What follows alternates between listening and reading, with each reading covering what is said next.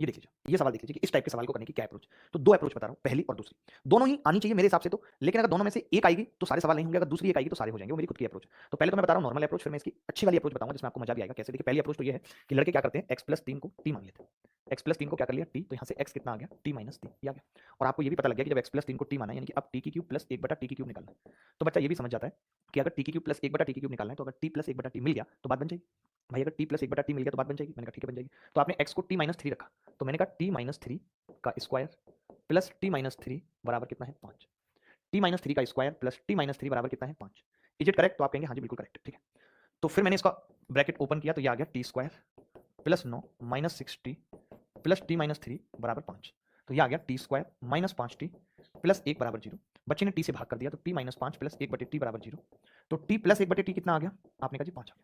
t plus 1/t कितना आ गया? 5। मैंने कहा अगर t प्लस 1/t 5 है तो t की क्यूब प्लस 1/t की क्यूब कितना होगा? 5 की क्यूब माइनस 3 गुणा 5 बराबर 110 इसका उत्तर है। अच्छा इसी सवाल को अब मेरा तरीका क्या कहता है कि कैसे करना चाहिए। थोड़ा हो सकता है कि वो आपको समझ ना आए या मुश्किल पड़े समझना, बट समझना पड़ेगा। मैं दिखाता हूँ कि क्या तरीका है मेरा। इसको फटाफट से नोट कर लीजिए। इस तरीके में हमने कोई एक्स्ट्रा दिमाग नहीं लगाया, हमने बस कहा कि मैं x+3 को t मान लेता हूँ।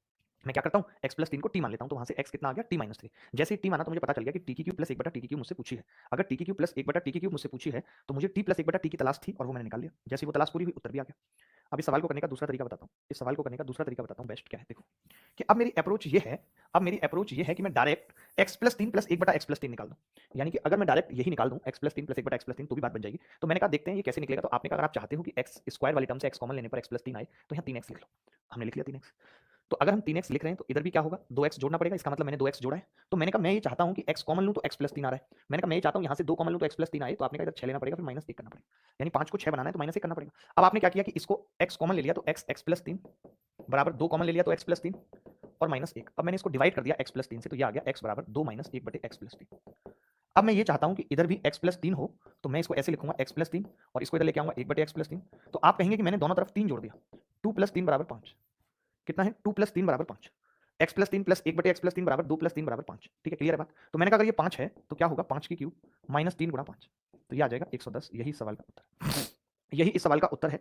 x+3 प्लस 1/x+3 कितना आ जाएगा? 110। बात खत्म।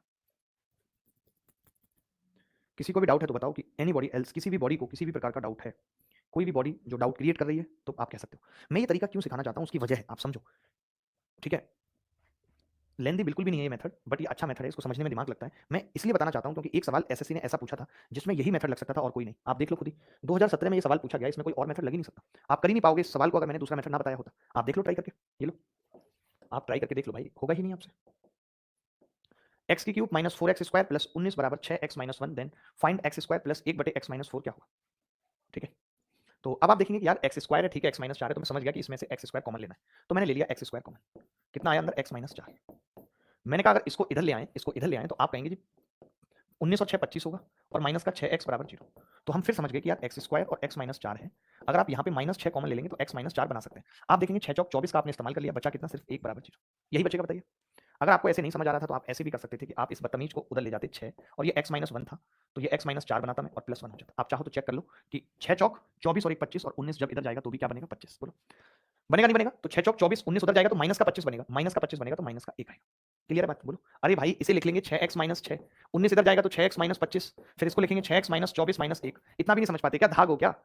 अब मैंने कहा कि इसको डिवाइड कर लो x-4 से, इसको डिवाइड कर लो x-4 से, तो कितना आएगा? एक्स स्क्वायर बराबर 6 minus 1/x-4।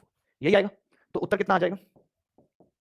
X square plus 1/x-4 बराबर 6 और यही इसका उत्तर था। तो अगर आप ये सवाल करने जाते तो इसमें कोई तरीका नहीं लगेगा। आप ऐसा नहीं कर सकते यहाँ पे कि आप x-4 को t मान लें, सवाल और कॉम्प्लिकेटेड हो जाएगा। अगर आप x-4 को t मानते हैं तो सवाल और कॉम्प्लिकेटेड हो जाएगा, मुश्किल हो जाएगा। इस सवाल में आपको यही तरीका फिट बैठाना पड़ेगा, लगाना पड़ेगा। अगर कोई डाउट है तो बताइए यहाँ तक। देखिए कई सवाल ऐसे भी आएंगे जहाँ पे तरीका वो लगेगा जो हमने अब तक पढ़ा है, वैल्यू पुटिंग। तो एक सवाल कराता हूँ जहाँ पे आपको समझ में आएगा कि वैल्यू पुटिंग भी लग रही है और जो मैंने तरीका बताया वो भी लग रहा है। तो वो क्या होगा देखेंगे ध्यान से। आखिरी सवाल होगा वो आज का, कि आपको पता लग जाए कि ऐसे सवालों में भी वैल्यू पुटिंग होगी। ये सवाल देखिए आप, ये सवाल देखिए। सवाल ये है x-a ही है दोनों जगह, x-a ही है। अब मैं आपसे जानना चाहता हूँ कि यहाँ पे कितनी इक्वेशन है। तो बच्चा कहेगा जी यहाँ पे इक्वेशन 2 है। 2 है, कौन-कौन सी? एक ये बराबर और एक ये। फिर मैं कहूँगा वेरिएबल कितने हैं? तो बच्चा कहेगा वेरिएबल 3 है, x, a और b। तो मैंने कहा ऐसा करते हैं किसी एक वेरिएबल को 0 कर देते हैं। आपने कहा बिल्कुल कर दो, a बराबर 0 कर दे। जैसे ही मैंने a बराबर 0 किया तो सवाल पता है कितना रह गया? x की क्यूब माइनस 1/x की क्यूब रह गया। पहली वाली इक्वेशन क्या होगी x को 0 करने पर? तब आप कहेंगे x into x minus b बराबर 1। तो मैं इस x को अगर उधर ले जाऊँ तो x माइनस b बराबर 1/x, यानी मुझे पता लग गया कि x माइनस 1/x b के बराबर है। मैंने कहा बी क्या है, तो कोरिया का बच्चा बोलेगा कि जब ए को 0 मान लिया तो बी तो यहाँ से 5 ही आ गया, 5 रख दिया। अब आप देखिए सवाल कितना आसान बन गया कि x माइनस 1/x 5 है और क्यूब बतानी है, तो क्यूब क्या होगी, 5 की क्यूब और माइनस वाला है तो प्लस होगा 3 × 5, कितना आ जाएगा 140। यही सवाल का उत्तर है, 140 is the answer of this question.